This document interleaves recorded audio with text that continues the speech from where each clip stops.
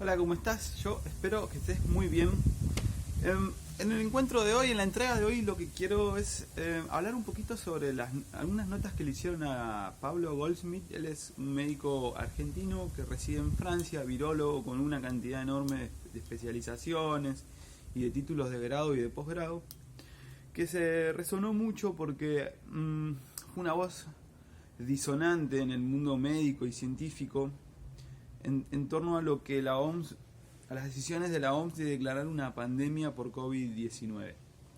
En este sentido, a Goldsmith le hicieron un montón de entrevistas y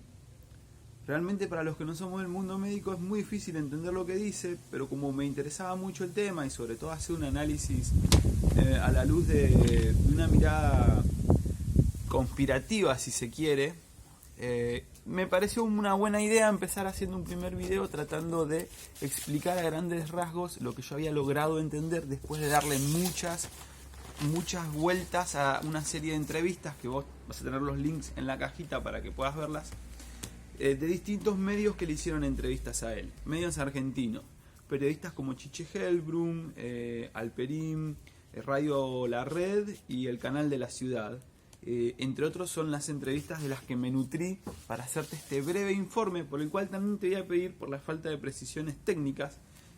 y espero que lo tomes como un breve análisis político, periodístico, muy extremadamente amateur, y te invito, te exhorto a que te sigas informando y me ayudes a hacer que el nivel de la discusión popular sobre estos temas, sobre todo en la clase media o en la generación millennials, pueda crecer y así lleguemos a tomar decisiones que sean valiosas para toda nuestra comunidad. Bueno, según Goldsmith, él viene denunciando con los datos en la mano desde el comienzo diferencias en los cálculos que aceptó o que tomó la OMS como propios en función de los coeficientes de transmisión y muerte del COVID-19. En este sentido, Goldsmith indica que el Imperial College of London,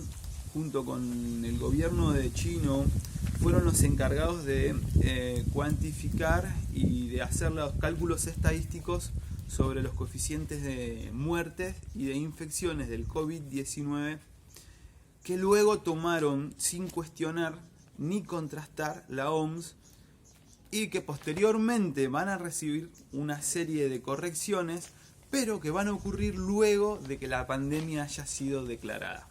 Correcciones que tienen que ver con la reducción del impacto del COVID-19. En este sentido hay varias cosas que Goldsmith marca. Antes de pasar a ellas, déjame decirte que Goldsmith dice o adjudica todas estas fallas a una incapacidad técnica por parte de los cuerpos de la OMS o a cierta error humano, si se quiere, en esto. A mí me parece que esto es totalmente imposible. Creo que Goldsmith se está cubriendo porque no tiene ganas de quedarse sin laburo ni ser marginado, ni que le dejen de vender sus libros por atentar contra la OMS. Bueno, él indica que los primeros cálculos se hicieron tomando como base a las personas que ingresaban a los hospitales de Wuhan y sobre el número de personas ingresadas se calculó el porcentaje de muertes, sin tomar en cuenta la posibilidad de que hubiera gente que está infectada y asintomática y que no había sido medida. Entonces daba un índice de mortalidad del 10%. Luego va a marcar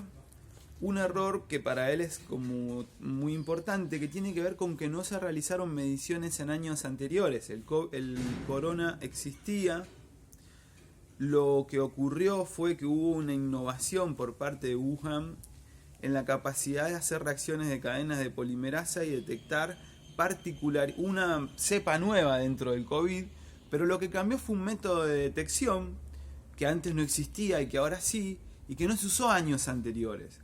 Entonces tal vez había COVID ya circulando, tal vez un montón de muertes por gripe el año pasado fueron, o por neumonía, fueron por consecuencia de COVID, pero como no se estaba testeando la presencia de esta cepa, no hay modo de saber. Entonces él dice, no es posible hablar de un incremento en los casos cuando no tuviste mediciones de años anteriores. Correspondería hablar de otra, no me acuerdo, en los videos corresponde hablar no de pandemia, sino de la aparición de una enfermedad no detectada. Bueno, en este sentido se apoyan en lo que él dice, que hubo otra investigación del Departamento de Virología de la Universidad de Oxford, quienes manifestaron estar muy sorprendidos porque la OMS haya tomado y hecho suyo los informes de Ferguson, que es quien está a cargo del Departamento de Virología del Imperial College of London, sin contrastarlos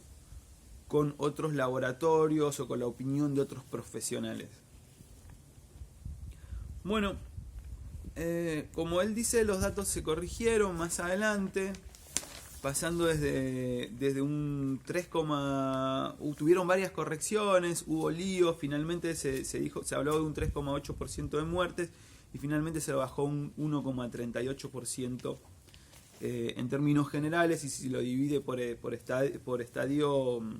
por una cuestión etaria, los menores de 60 años mueren en un 0,32%, entre 60 y 80 años tienen un 6,4% de índice de mortandad, y en mayores de 80 un índice del 13%.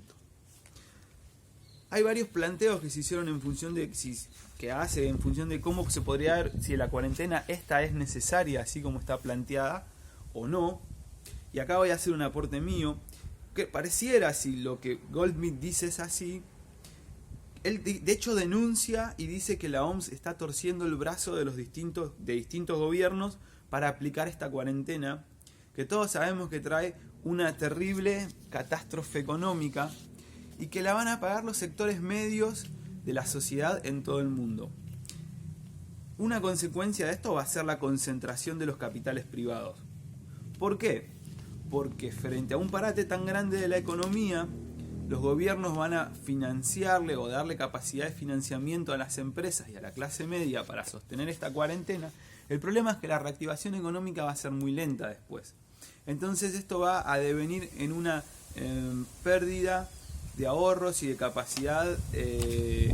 económica de los sectores productivos intermedios de todos los tejidos nacionales. Bueno, él plantea que hay varias formas, él justifica la situación de Italia y diciendo que por qué en Italia muere tanta gente y tan poca en Alemania, que está al lado. Y él lo que dice que se debe básicamente a que Italia, lo mismo que España, tuvieron procesos de reducción de la participación estatal en el sistema de salud. En el caso italiano dice que hace 25 años que se viene reduciendo la participación estatal en la salud, en las políticas de salud, y que hay muchísimas menos plazas, camas de terapia intensiva que en Alemania, donde el nivel de mortandad es más bajo porque simplemente hay más lugares en los hospitales. Y también lo que dice que los médicos no están preparados para atender internaciones, no hay pulmonólogos, principalmente los terapistas tienen que ver con problemas cardíacos, o sea, la formación de los médicos para terapia intensiva no se especializan tanto en afecciones pulmonares.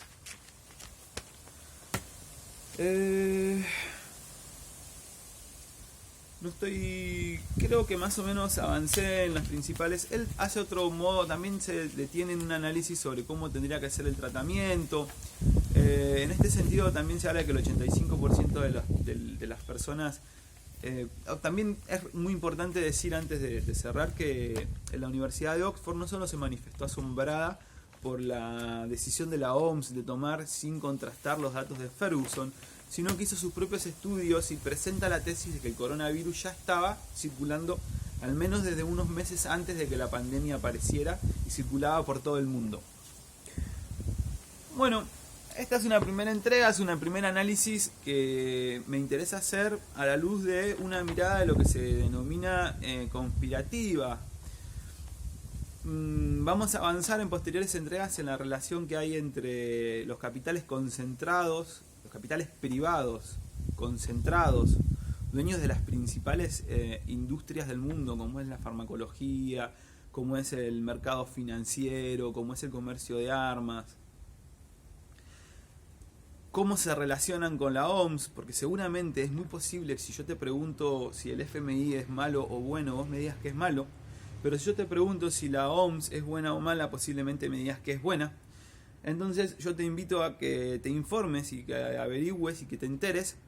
que tanto la Organización Mundial de la Salud como el Fondo Monetario Internacional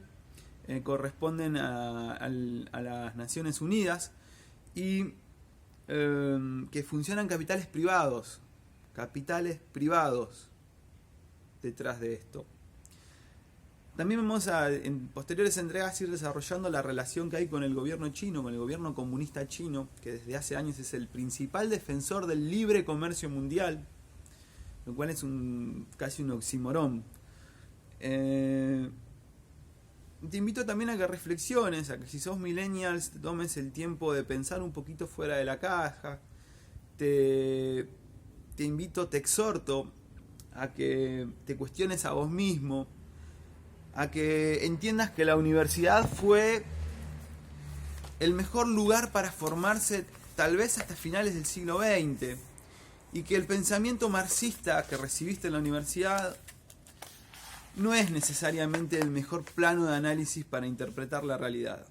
Te mando un muy fuerte abrazo peronista donde quiera que estés.